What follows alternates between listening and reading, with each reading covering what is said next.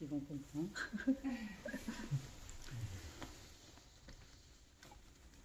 Je vais faire la classe en français. Est-ce que tout le monde comprend le français? Who doesn't understand French?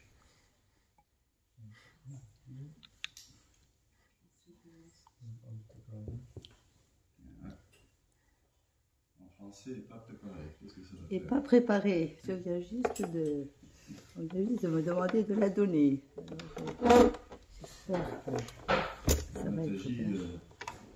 s'agit du groupe indien qui devait la donner, puis il n'est pas parlé. D'accord. Alors, 1-1-16, Kova. Oui.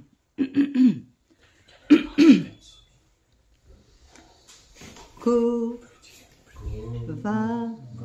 Bhagavata, Sasya, Punya, Shlokediya, Karmana, Shudi, Kamo, Na, Srinuyat, Yasha, Kali, Malapaham,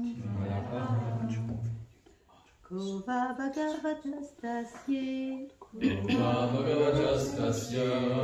Shlokedya Karmana, Shudi Kamona Shrinuyat, Yasha Kali Malapaham, Kova Bhagavatastasya, Punya Shlokedya Karmana, Shudi Kamona Shrinuyat, Yasha Kali Malapaham, Kova Bhagavatastasya, Punya Shlokedya Karmana, Shudi Kamona Shrinuyat, Yasha Kali Malapaham,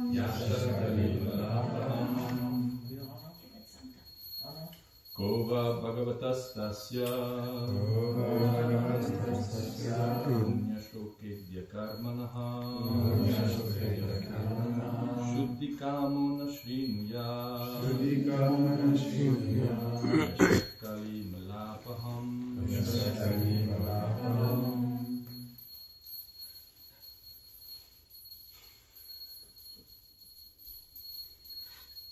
Oui, c'est tout. Kova Bhagavatastasya, Punya Shlokedya Karmanaha, Shuddhe Kamona Shrinuyat, Yasha Kali Mahapapam.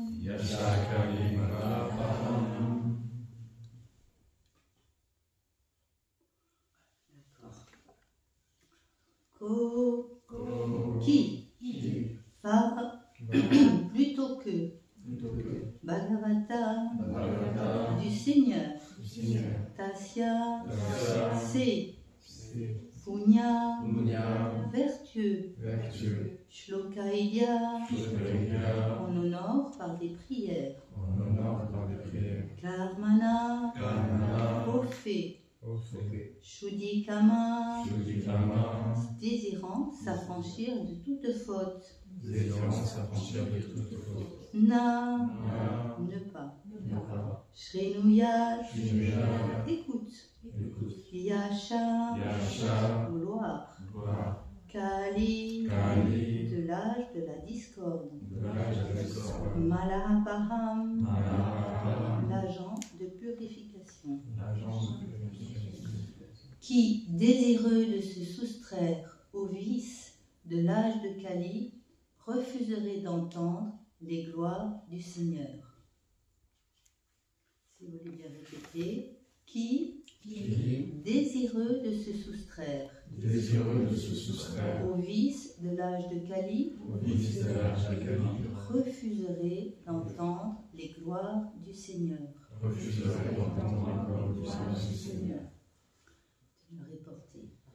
Divine Grâce à Sri Bhaktivedanta Swami Srila Prabhupada. L'âge de Kali, parce que marqué par la discorde, est le plus noir des yugas. La corruption des mœurs y prend une telle ampleur que le moindre désaccord dégénère bientôt en lutte sauvage. Mais ceux qui, libres de la fièvre d'accroître leur prestige, libres des effets du karma et de l'aride spéculation intellectuelle, adoptent le service de dévotion pure que l'on offre au Seigneur, peuvent secouer le joug des intrications qui désunissent les hommes de cet âge embrouillé. Les dirigeants aspirent fortement à voir régner paix et harmonie, mais ils ignorent la simple méthode qui consiste à écouter les gloires du Seigneur. En fait, ils s'opposent totalement à la propagation des gloires de Dieu et cherchent même par tous les moyens à renier son existence. Sous le pavillon de l'État séculier, ces leaders ébauchent année après année d'innombrables plans dans le but de résoudre tous les problèmes. Mais les lois intransigeantes de l'énergie matérielle, qui est l'énergie du Seigneur, vouent à l'échec, l'une après l'autre, leurs tentatives progressistes. Et ils n'ont pas même les yeux pour voir que tous leurs efforts pour atteindre à une paix et à une harmonie durable n'engendrent que frustration. Mais le présent verset nous offre une solution, un moyen pour sortir de cette impasse. Si nous désirons vraiment la paix, nous devons dégager la voie de la connaissance du Seigneur suprême, Shri Krishna, et le glorifier pour ses actes vertueux, dont les récits emplissent les pages du Srimad Bhagavatam.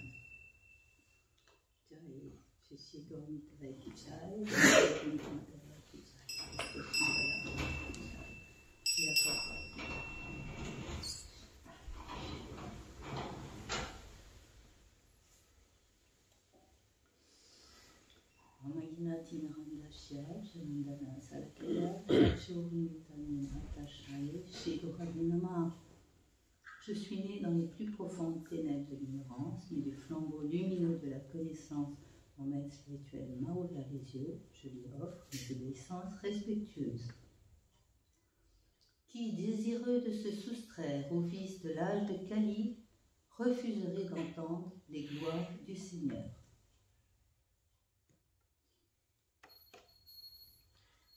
Ce verset, en fait, est très important pour nous. Parce que, en général, quand on parle avec les dévots, on se rend compte que les dévots, ils avaient vraiment le désir dans leur cœur d'être une bonne personne, et d'essayer de rendre le monde meilleur. En général, quand on pose la question, les dévots nous disent « Oui, moi, je cherche, j'essaie d'avoir des bonnes qualités, j'essaie d'aider les autres et tout ça. » Mais les années passent et on se rend compte qu'on n'y arrive pas, qu'on ne fait rien bouger. Alors quand on est jeune, on est tellement plein d'enthousiasme et on se dit on va tout faire bouger, et puis quand le temps passe, ça ne marche pas. Donc ce verset pour nous il est très important parce qu'il nous dit il y a une solution. Et c'est le même problème qu'ont rencontré les sages de Naimisharanya quand ils se sont posé la question que faire. On voit que l'âge de Kali va venir, et cet âge il est fortement marqué, c'est expliqué par la discorde et l'hypocrisie. Donc il faut déjà prendre conscience qu'on est venu dans ce monde matériel à une époque extrêmement difficile. Mais ça ne vient pas non plus c'est pas le hasard, c'est parce que nous-mêmes nous sommes en accord avec ce monde. Donc la première chose à faire, c'est de dire bon, pour une raison ou une autre, à cause de mon karma, je me trouve au milieu de personnes qui sont toujours en train de se disputer, toujours en train de faire rater les bonnes choses. Mais moi, de même, je ne suis pas blanc. Et même des fois, je me sens en colère quand certaines choses se passent, quand on recule de certaines choses et tout ça. ça nous met en colère. Donc on voit qu'en fait on fait vraiment partie de l'âge de Kali. Alors que faire? Que faire? Alors bien sûr il y a des lois de moralité, hein, il faut être bon, il faut aimer les autres, et tout ça, mais malgré le désir sincère de le faire, ça ne marche pas. Donc, écoutez les gloires du Seigneur. La première fois que j'ai entendu ça, je me disais, est-ce que c'est suffisant? Est-ce que c'est suffisant juste de glorifier le Seigneur et ça va me changer, ça va changer les autres? Alors c'est la question qu'on se pose. Et le Srimad Bhagavatam, il veut répondre à cette question en nous montrant une histoire, en nous parlant d'une histoire qui s'est passée il y a très très longtemps, entre Maharaj Parikshit, un roi, un saint roi, et Shukadev Goswami. Shukadev Goswami, son apparition, elle est très spéciale. Shukadev Goswami, il est l'enfant d'un dévot. Ça m'étonne, mais c'est vrai. Shukadev Goswami est l'enfant d'un dévot, et c'est une âme extrêmement réalisée, mais il lui manque la réalisation que Krishna est Dieu, la personne suprême. Il a une réalisation impersonnelle de l'absolu. Et donc, quand il va prendre naissance, quand il va, je veux dire, apparaître dans le sein de la maman, il a décidé, comme il a atteint un niveau élevé, il a décidé, moi je ne sors pas dans ce monde matériel, il est trop dangereux, je vais perdre ma conscience et tout ça. Il décide de ne pas sortir dans le monde matériel. Alors, bien sûr, tout le monde ne peut pas faire ça. En général, un enfant qui a été conçu, il est obligé à un moment, par les lois de la nature, il est obligé de sortir. Mais lui, comme il est beaucoup plus avancé, il peut ne pas sortir. Et son père, Shukadev Goswami, qui n'est pas n'importe qui, puisque c'est lui qui a mis par écrit les écritures védiques, alors ça aussi c'est toute une autre histoire, donc on en parlera un tout petit peu. Je finis l'histoire avec Shukadev Goswami, après je reprendrai avec Vyasadeva. Donc son père Vyasadeva, quand il a vu que son fils ne voulait pas sortir, les années passées, et cet enfant n'apparaissait pas, il est carrément allé voir Krishna à Dvaraka. Il est allé voir Krishna à Dvaraka et il lui a demandé, cher Seigneur, voilà, mon enfant ne veut pas sortir, ne veut pas venir, est-ce que tu peux faire quelque chose? Et Krishna est venu et il lui a dit, tu peux sortir, tu n'oublieras pas, en chantant les saints noms, en ayant la connaissance de mes activités, tu n'as rien à craindre. Tu pourras être dans ce monde matériel et faire ce que tu dois faire, c'est-à-dire prêcher, parler de cette connaissance qui nous libère de toutes ces mauvaises fautes de l'âge de Kali. Donc, Shukadev Goswami a décidé de sortir, hein, puisque Krishna lui avait dit, mais il n'est pas resté longtemps. Tout de suite, dès qu'il est sorti, il est parti et son père l'a appelé. Et il est dit que seuls les arbres ont répondu. Donc, c'est pour dire qu'il s'est dit, la famille et tout ça, il s'est protégé. Il s'est promené un petit peu dans le monde et tout ça, en chantant les noms de Dieu et tout ça. J'ai oublié de vous dire que son père, quand il était dans le sein de sa mère, son père lui lisez le Srimad Bhagavatam. Ça, c'est un point très important. Srila Vyasadeva est un avatar de Krishna. Et Srila Vyasadeva, en voyant que les hommes étaient sans défense dans cet âge de Kali, il a décidé de mettre par écrit les écritures védiques, car les écritures védiques étaient enseignées oralement. Auparavant, les gens étaient beaucoup plus intelligents, ils avaient beaucoup plus de mémoire, donc cet enseignement était donné oralement. On peut voir comme ça à quel point nous avons diminué toutes nos qualités.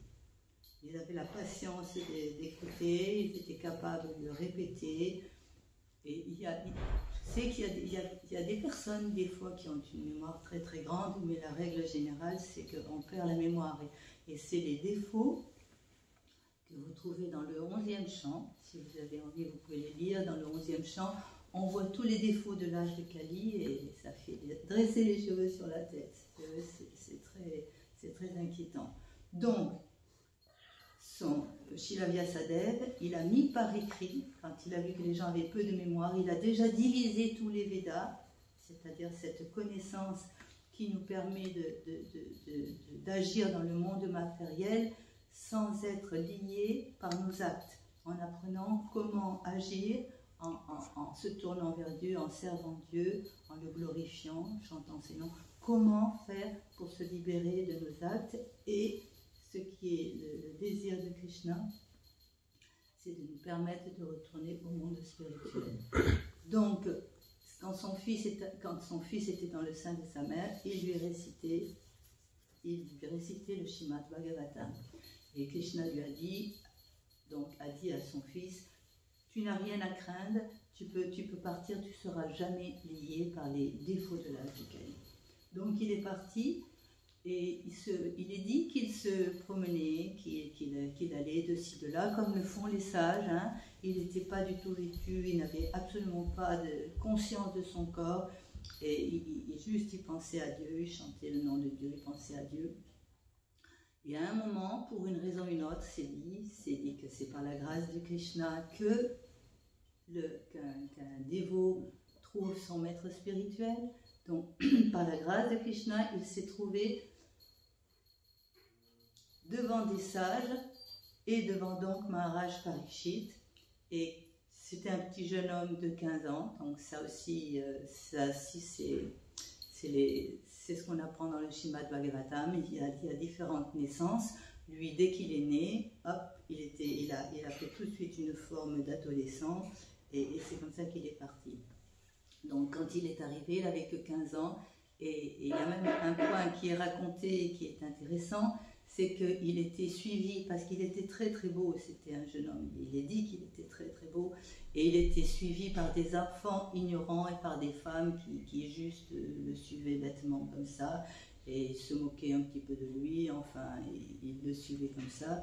Mais quand il est arrivé devant tous ces sages, devant Maharaj Parikshit, devant tous ces sages, tous les sages, au premier regard, ils ont vu, oh, cet être-là, il est extrêmement avancé. Donc quand ils l'ont regardé, quand ils l'ont vu, ils se sont tous levés et ils ont dit Jai, Jai, Sadhu, Sadhu. Et les enfants et les femmes, elles n'ont rien compris et tout ça, et ça les a fait partir, il est dit, comme des oiseaux qui s'enfuient quand on fait du bruit. Donc, Shukadeva Goswami donc, se trouve là, et nous avons maintenant Maharaj Parikshit. Alors, Maharaj Parikshit, est-ce que vous connaissez l'histoire un petit peu de Maharaj Parikshit, de sa rencontre avec Shukadeva Goswami? Pas du tout. Hein. Donc ça aussi, c'est extraordinaire. C'est toute une longue histoire. Maharaj Parikshit est le petit-fils d'Arjuna, pour donner quand même une indication. Pas aller trop loin, c'est un Raja Rishi, c'est-à-dire que c'est un roi qui, dès l'enfance, on lui a enseigné quelles sont les qualités qu'un roi devait avoir et comment faire pour régner de telle sorte que le royaume soit bien mené et que les gens donc, deviennent vertueux, conscients de Dieu et retournent à Dieu. Donc ces rois étaient très déterminés dans la vie spirituelle et leur gouvernement était extrêmement apprécié. Il est dit qu'ils étaient capables de faire en sorte que les Devas, vous connaissez les Devas un petit peu, que les dirigeants de cet univers, ceux qui sont en train de nous donner la pluie, la lumière et tout ça, ils étaient capables, par des sacrifices, de les satisfaire. Donc, le règne de ces rois était placé sous beaucoup d'heureux augures, parce que les gens étaient satisfaits. Il est dit qu'il pleuvait la nuit et il faisait beau le jour. Donc tout était harmonieux. Mais c'était grâce à ces rois qui avaient une telle vertu, une telle conscience de Krishna qu'ils savaient plaire au Seigneur. Ça veut dire que tout l'entourage en profitait. Et il permettait aux êtres de ne pas se disputer et de mener une vie parfaite.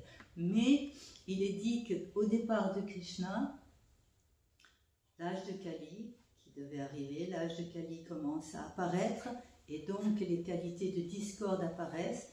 Et nous avons donc ce roi qui est parfait, que tout le monde aime bien.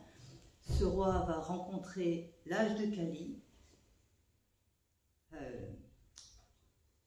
Il va rencontrer l'âge de Kali et il va vouloir le tuer parce qu'il est en train de faire du mal à une vache et à un bœuf.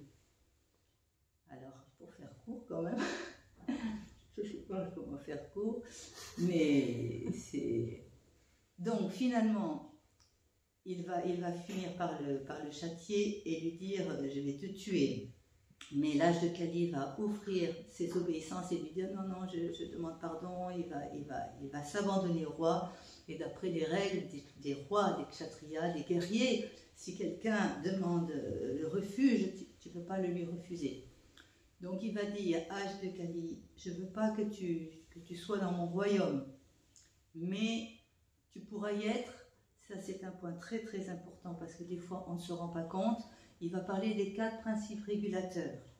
Et dans ces 4 principes régulateurs qu'on nous demande de suivre quand on devient un dévot, ces 4 principes régulateurs, il faut se dire que si on ne les suit pas, c'est des refuges pour l'âge de Kali. C'est bien dit dans le Srimad Bhagavatam. Donc c'est pas négligeable.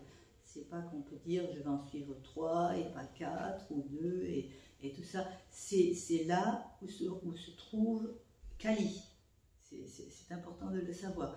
Donc il a dit pas de viande, ne pas manger de viande, pas de poisson, pas d'œufs, pas de relations sexuelles en dehors du mariage, c'est point important, pas de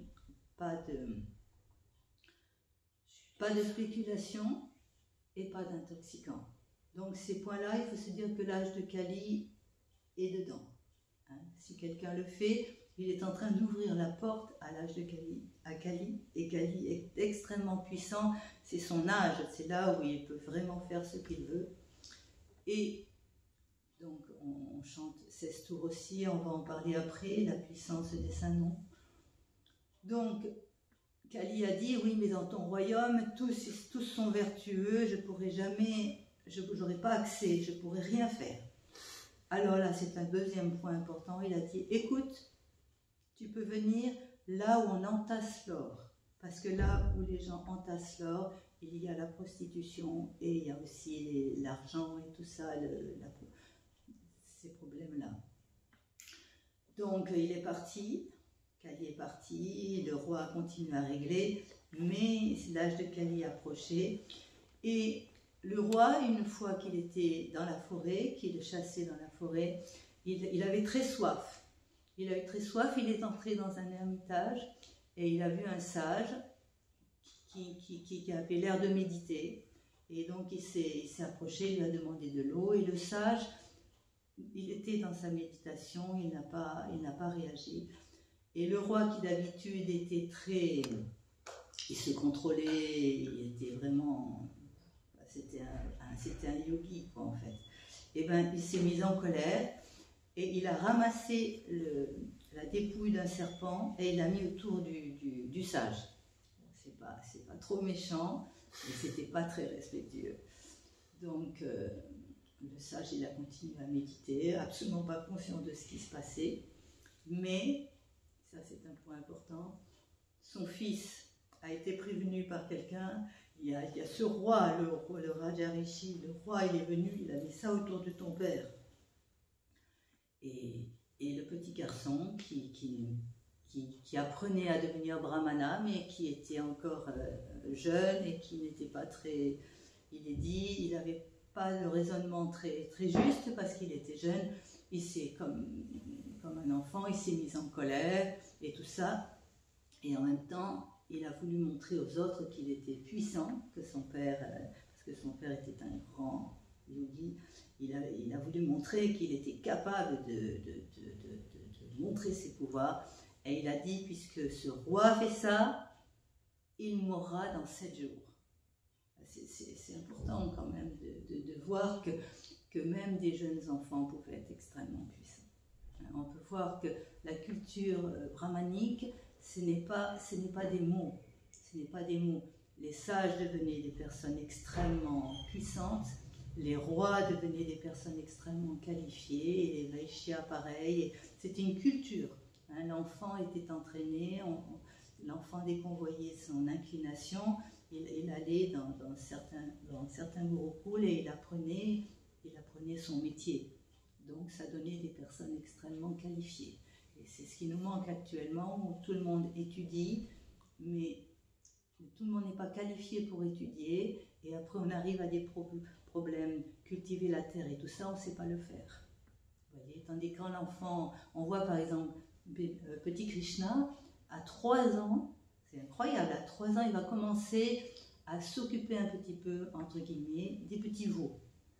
Vous voyez, donc on leur apprenait tout petit, on leur donnait cette qualification, ce qui faisait qu'après, en grandissant, automatiquement, ils étaient très, très qualifiés. Donc, il a maudit ce roi, et ce roi qui était donc très conscient de Krishna, c'est toute une autre histoire. Ce roi, à un moment, il a ressenti, il s'est dit, oh là là, j'ai fait quelque chose qui n'est pas bien, mon cher Seigneur, punis-moi maintenant, que ça ne soit pas dans la vie suivante, que ça ne soit pas sur ma famille et tout ça, punis-moi de suite. Je sais que je n'ai pas été correcte. Voilà, il va m'arriver quelque chose pour m'empêcher de recommencer à manquer de respect au brahmana. Là aussi, c'est un point très important, c'est qu'il y avait une entente entre les brahmanas. Les brahmanas, c'est les sages, ceux qui donnent des conseils, ceux qui guident la société, et les kshatriyas, c'est ceux qui protègent contre les brigands, contre les dissensions et tout ça. Donc il y avait un accord entre eux, et les brahmanas, ils donnaient leurs conseils aux kshatriyas, donc aux soldats, et les soldats, ils les écoutaient, et comme ça leur permettait de régner de la bonne façon. Donc quand il a pensé à ça, il s'est dit « Waouh, j'ai fait quelque chose d'incorrect, il va m'arriver quelque chose ». Et à ce moment-là, il est dit que le sage, quand il a vu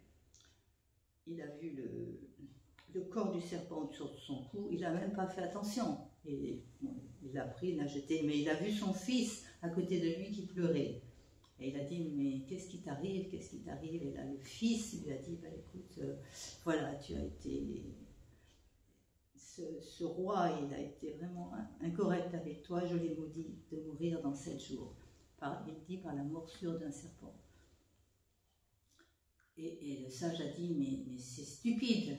Et c'est très important le Srimad Bhagavatam, parce qu'on voit au cours de ces histoires, on voit comment la société était faite. Et le sage a dit, mais tu es stupide, ce roi, ce Rajarishi, grâce à lui, il y avait la paix dans le royaume, tout se passait bien et tout ça, et là, si tu le détruis, il n'y aura plus personne pour gouverner, et là, ça deviendra la discorde. Et il s'est dit, donc, tu as fait cette malédiction, je vais prévenir le roi. Et il est dit qu'il a envoyé un messager pour prévenir le roi, mais il est dit qu'il était tellement désolé de ce que son fils avait fait, que le roi, quand il a vu ça, il a dit, bon, d'accord, j'accepte. Et il est dit aussi que le roi aurait pu, comme il était très dévoué à Krishna, c'était un vrai dévot, il aurait pu aussi annuler cette malédiction. Ça c'est fort quand même, c'est qu'il était très puissant, mais qu'il ne l'a pas fait par respect pour le sage. Ça c'est des points importants, et on voit aussi que le petit jeune, il est dit que l'âge de Kali s'est infiltré, parce qu'il y a 4 âges, hein, l'âge d'or, l'âge d'argent, l'âge de bronze et l'âge de fer. Donc cet âge, ça vient cycliquement. Et donc pour que ça soit introduit, il fallait que ça soit fait par un petit jeune qui n'est pas vraiment responsable. Donc le roi, quand il a entendu ça, il a dit, bon, j'ai 7 jours à vivre, j'ai 7 jours pour réussir ma vie. Et il s'est dit, bon, ben, je vais aller sur les bords du Gange et je vais méditer sur Krishna et je vais me mettre au milieu des sages et leur demander de m'instruire. Donc c'est là où nous arrivons avec cette histoire du jeune Shukadev Goswami. Le roi Parikshit, il est là, il demande un peu aux sages et tout ça, et les sages lui donnent différentes manières de se réaliser, parce qu'effectivement il y a différentes manières de se réaliser, tout à un certain niveau. Mais ce roi Parikshit, qui a déjà été, c'est toute une histoire, il a déjà été sauvé par Krishna, il a déjà vu Krishna quand il était dans le sein de sa mère. Lui, c'était Krishna qui voulait. Donc à ce moment-là arrive Shukadev Goswami. Tous les sages se sont levés, les êtres ignorants sont partis, et donc il s'adresse aux sages et lui dit, s'il te plaît, dis-moi, c'est des paroles importantes, dis-moi ce que doit faire une personne quand elle est à la fin de sa vie, sur le point de mourir, pour réussir sa vie spirituelle. Et c'est là où Shukadev Goswami, qui a entendu donc le Srimad Bhagavatam de son père, il va être capable de lui redonner le Srimad Bhagavatam. Et le roi Parikshit va donc tout au long de l'histoire poser des questions et le sage va y répondre. Donc voilà, qui désireux de se soustraire au vice de l'âge de Kali refuserait d'entendre les gloires du Seigneur. Alors, nous arrivons maintenant au point où l'âge de Kali, parce que marqué par la discorde, est le plus noir des yugas. Alors là, c'est un point que l'on remarque. Il est dit que dans cet âge de Kali, un rien va amener les disputes, la discorde. Et on voit que c'est vrai, la moindre parole, on est très vite sur le faux ego et tout ça, et tout de suite. Il est dit que c'est comme des bambous qui se frottent et hop, il y a un feu de forêt qui apparaît. C'est expliqué comme ça. Donc on voit que c'est un âge vraiment difficile. Et dans cet âge de Kali, on pourrait dire oui, mais on peut essayer d'aider les autres, de leur donner la nourriture, de leur donner la moralité et tout ça. Mais on est bien placé maintenant pour voir que malgré ce que tout le gouvernement essaie de faire, malgré tout ça, malgré le fait qu'on essaie de repousser Dieu, il n'y a pas moyen de changer la puissance de l'âge de Kali qui augmente. N'importe qui peut se rendre compte que de plus en plus les gens deviennent frustrés et il y a de plus en plus de gens puissants qui sont pas gentils, qui font tellement de mal aux autres. Donc, maintenant, il est temps de chercher notre solution. Et c'est pourquoi Srila Prabhupada, lors de son maître spirituel, est venu, il est parti à 70 ans pour nous donner cette connaissance. Et cette connaissance, elle est faite pour, en fait, elle est donnée par Krishna dans la Bhagavad Gita, elle est faite pour nous aider à changer notre conscience. Hein, c'est le mouvement pour la conscience de Krishna. Et c'est pas rien. En peu de mots, on comprend qu'il faut se tourner vers Krishna. Et quoi que tu fasses, hein, il y a de Karoshi, il y a de Chanasti, il y a de Karoshi. Ah, c'est dur, chaque fois, elle est mal comme ça.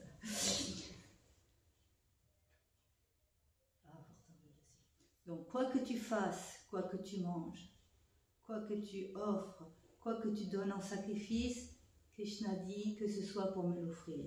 Son désir à Krishna, c'est que l'on comprenne que tout ce que l'on fait, on le fait pour lui faire plaisir. Et de cette manière-là, ça devient béni et ça a toute sa puissance. Si on essaie de le faire par soi-même, hein, c'est Bhuktaram Yagata Pashan, Sarvalokama Ishwaram, Suridam Sarvabhutanam, Gyatva Shantim Richati. Si l'on comprend, c'était dans la classe qu'on a écoutée de Srila Prabhupada lundi, si l'on comprend 3 choses, que Krishna, Bhaktaram, Yagya, Tapasham, il est le maître de tous les sacrifices, c'est-à-dire que tout ce que l'on fait, essayer d'aider les autres, de leur donner ceci, cela, il faut le faire pour faire plaisir à Krishna. Hein? Bhaktaram, Yagya, Tapasham, Sarvalokama Ishwaram, si l'on prend conscience que tous les mondes appartiennent à Krishna, que tout ce qui est, tout ce que l'on voit, toute la chaleur, que tout ce qui se passe, ça appartient à Krishna. Si on est conscient de ça, on connaîtra la paix. Suridam Sarvabhaktanam. Si l'on comprend aussi que Krishna, il est l'ami de tous les êtres. Il n'est pas l'ami de certains et l'ennemi d'autres. Krishna, il vient dans ce monde, c'est pour nous donner le moyen en fait, de s'échapper de ce monde matériel. Donc Krishna est l'ami de tous les êtres. Si on comprend ça, Shantim Richati, on pourra être en paix. C'est ça qu'on voit les dévots, ils sont paisibles parce qu'ils dépendent de la miséricorde de Krishna. Donc Shukadev Goswami, il va entendre toutes les questions de Maharaj Parikshit et nous arrivons après 12 chants. Il est dit qu'après les 12 chants, on est censé avoir compris. Hein? On est censé avoir compris. Donc, il faut lire, c'est très important de lire pas à pas le Srimad Bhagavatam du 1, 10 et après 11, 12, qui nous explique comment ça se passait aussi dans les temps anciens, comment les gens étaient tournés vers Dieu, comment grâce à cela, grâce au chant des saints noms, là on va les gloires des chants des saints noms. Dans cet âge de Kali, il n'y a pas d'autre moyen pour la réalisation spirituelle que de chanter les saints noms. C'est pas juste une pratique, ce ne sont pas juste des mantras que l'on chante, comme le font certains yogis, ils chantent des mantras, ils acquièrent des pouvoirs. Bon, c'est vrai que quand on s'associe avec Dieu, qu'on essaie de le servir, Krishna il met en pouvoir.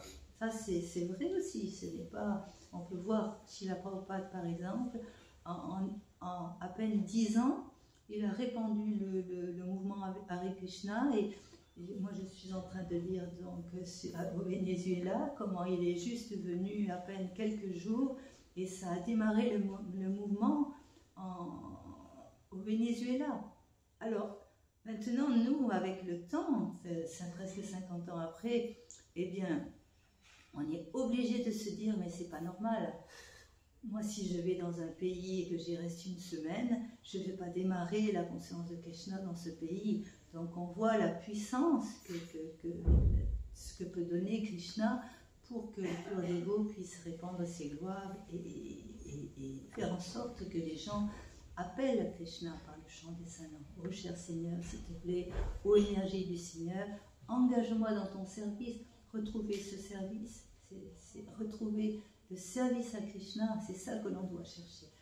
D'une manière ou d'une autre, c'est les qualités que l'on peut avoir, les facilités que l'on peut avoir, les dons que l'on peut avoir, il faut les engager au service de Krishna. C'est pour ça qu'une fois, je t'avais dit, quand tu jouais de la flûte, j'avais dit, waouh, ça donne une note en plus dans le kirtan. Parce que les qualités que l'on a, il faut les mettre au service de Krishna. Et là, elles sont magnifiées. On est tous surpris, tout est magnifié. Voilà, donc au bout donc, de ces 7 jours, nous allons avoir donc Maharaj Parikshit qui a compris l'enseignement de son maître spirituel, de Shukadev Goswami. Là aussi, il y a un point important qui est peut-être à souligner, c'est que Maharaj Parikshit, quand il a été maudit et quand il a pris refuge en Shukadev Goswami, c'est un homme d'âge mûr. Il a déjà une femme, il a des enfants, c'est expliqué, on parlera après des enfants et tout ça, que Shukadev Goswami n'a que 15 ans. Donc on peut voir qu'en fait, cette connaissance spirituelle, cette illumination de la connaissance, de cette connaissance sur Dieu, ça ne dépend pas de l'âge. Ça veut dire que même les jeunes, tout le monde peut réaliser Krishna, ça dépend simplement de nous, de notre sérieux dans lequel on pratique la conscience de Krishna. on évite les choses qu'il faut éviter et on fait les choses qu'il faut faire. Donc, Shukadev donc, va parler. Une fois qu'il aura parlé, il repartira.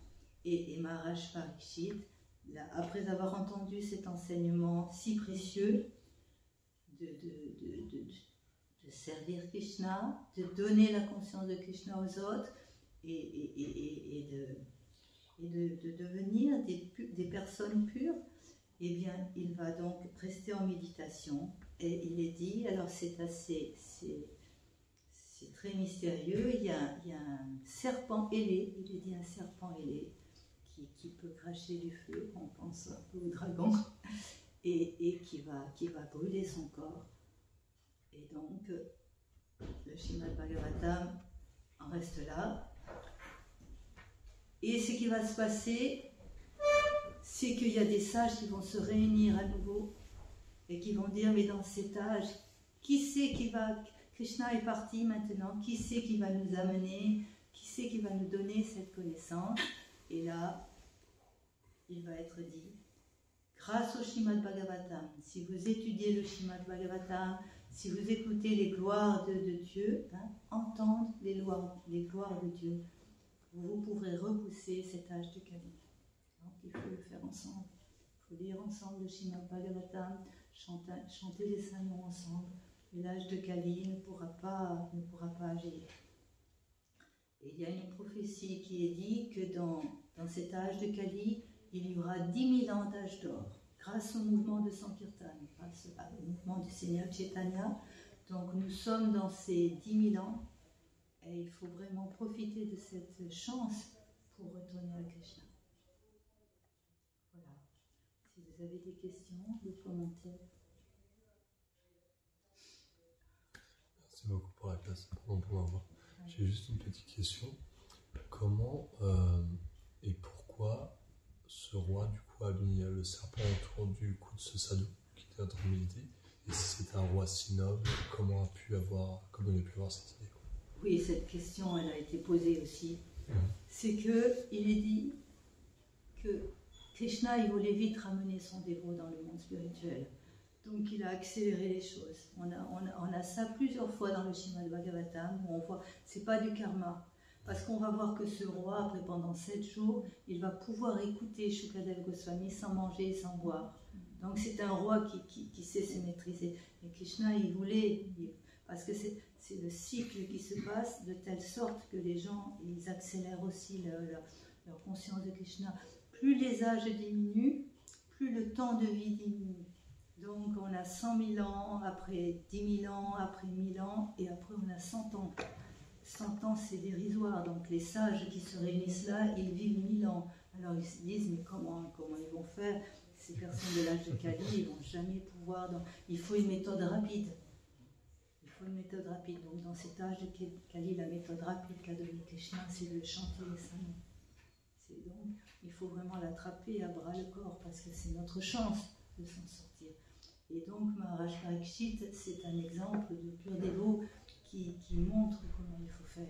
Écoutez le Srimad Bhagavatam, chanter les gloires de Krishna.